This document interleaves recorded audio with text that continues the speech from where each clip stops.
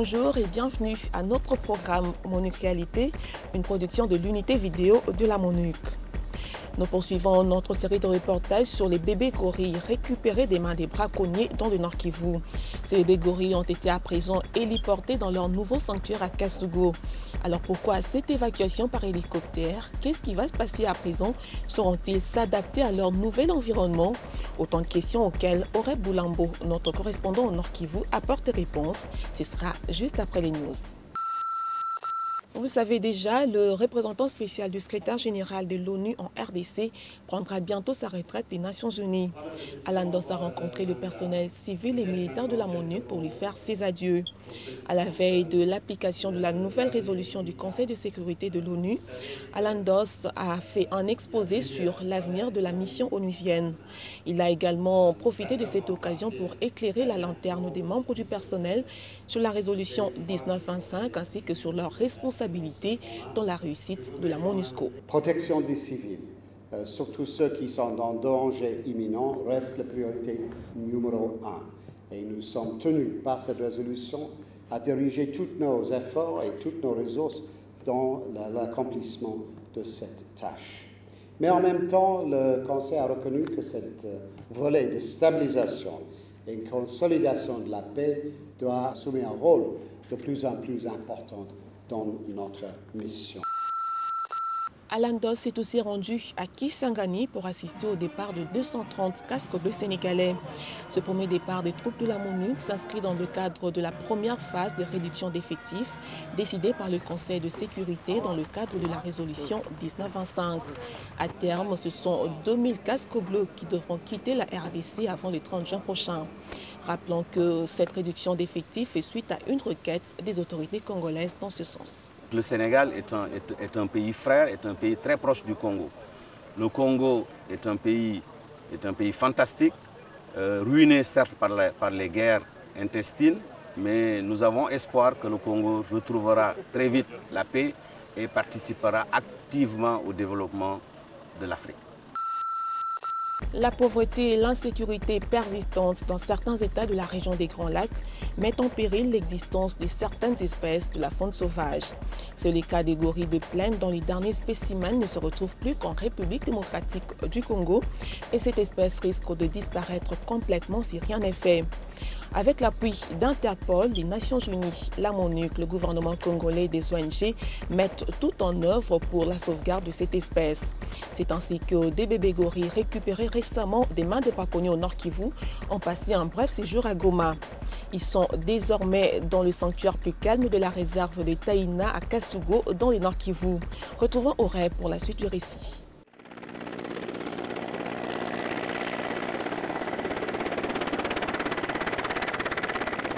Maintenant, c'est l'arrivée des fameux gorilles. Le moment est là, c'est l'hélico qui amène les gorilles.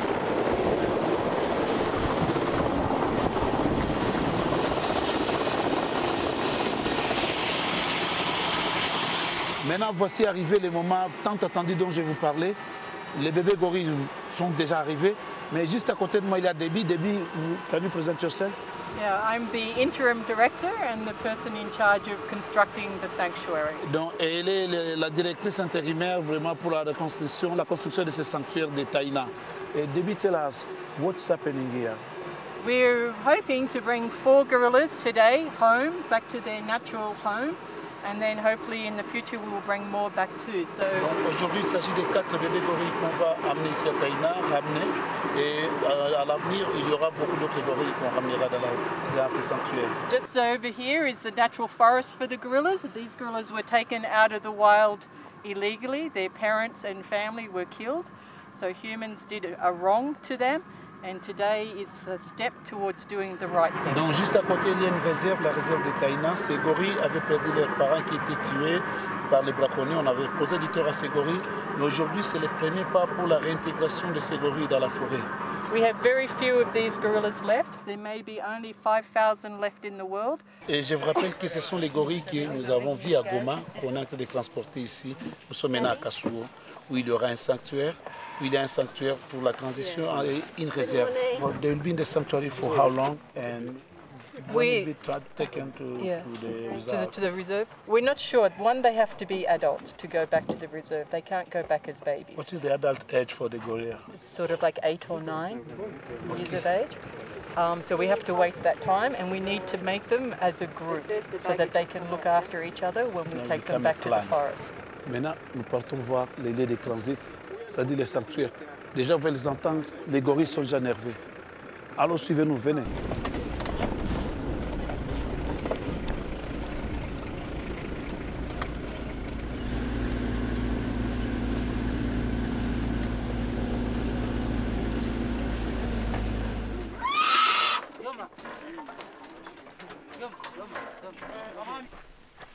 Les gorilles, il y en a approximativement 450.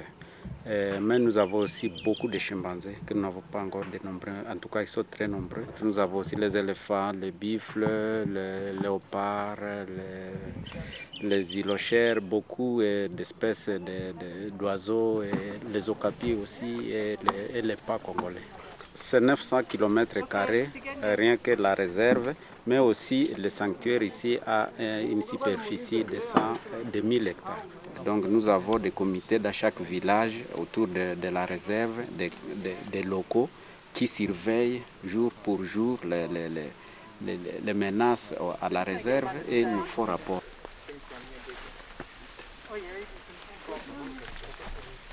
So Monarch's involvement today was absolutely critical to making this a success. It was an incredible assistance to be able to transport the gorillas directly from Goma to Kosua. Otherwise it would have been a 2.5-hour plane journey followed by several hours in the back of a bumpy car, which would have been incredibly stressful for the gorillas.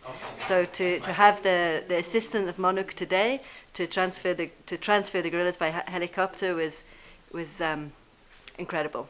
So this is the calm of Kosua is incredible compared to the dust, the noise, the chaos of Goma.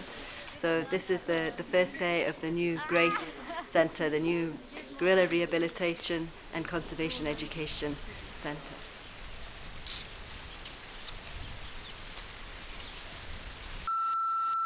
Selon un rapport du Programme des Nations Unies pour l'environnement, si rien n'est fait pour protéger l'environnement, les gorilles risquent de disparaître du bassin du Congo dans les 15 années à venir. Mais il n'est pas tard pour agir car les gorilles de montagne présents en République démocratique du Congo, au Rwanda et en Ouganda ont vu leur nombre augmenter et grâce aux efforts conjugués de gouvernements, des organismes internationaux impliqués dans la conservation de la nature ainsi que des agences des Nations Unies. Accompagnés d'une politique visant la réduction de la pauvreté et la promotion de la conservation de la nature, les mêmes résultats sont attendus pour leurs cousins, les gorilles de plaine. Il y a déjà un atout détail, c'est la prise de conscience des populations autochtones sur la nécessité de participer à la protection de leurs réserves naturelles. Voilà qui termine mon actualité de ce jour. Merci de votre attention et à la prochaine.